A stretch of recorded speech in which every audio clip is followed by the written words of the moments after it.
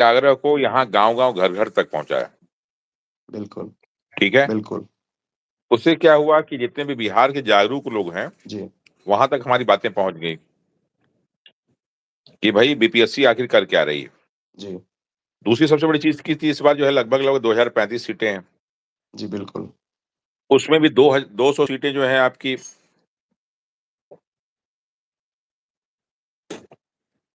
SDM की हैं और लगभग 136 सीटें डीएसपी की हैं।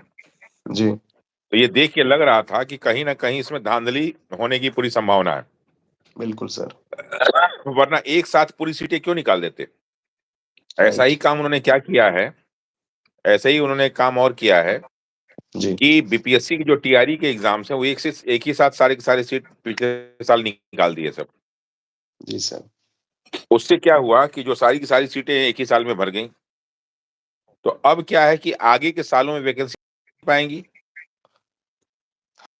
तो अब लड़कों का बिल्कुल, उत्साह खत्म हो जाएगा और बीपीएससी में भी जितना घोटाला हो सकता है, पूरा भरपूर घोटाला हुआ टीआरई 1 में भी, टीआरई 2 में, टीआरई 3 में।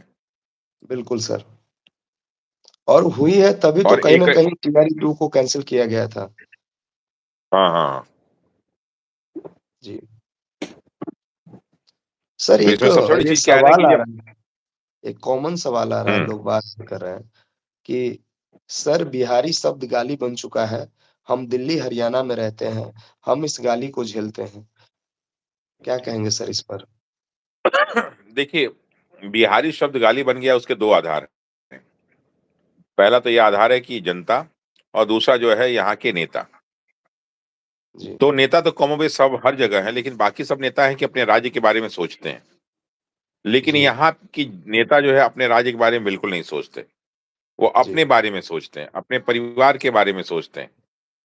जी, दूसरी चीज़ है कि यहाँ की जनता देखिए एक तो यहाँ का लैंग्वेज थोड़ा-सा डिफरेंट टाइप का है बिल्कुल सर। और हम लोग के गाने भी उसी तरह हैं। अभी होली आ गया देखिए कैसे-कैसे गाने आ रहे हैं। जी, तो हम लोग हँसी-मज़ाक वाले हैं, अच्छी बात है।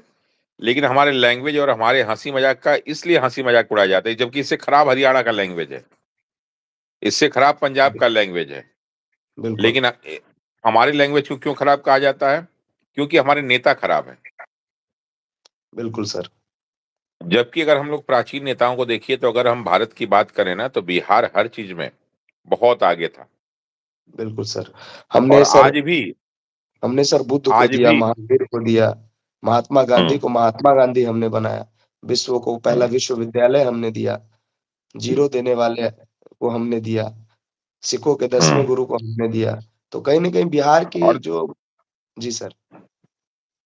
जैसे अगर आप देखो, अमन तो सुदर्शन झील गुजरात में बना हुआ है। जी, वो चूँकि गुजरात में पानी की समस्या थी, तो जी। चंद्रगुप्त मौर्य ने सुदर्शन झील का निर्माण करवाया।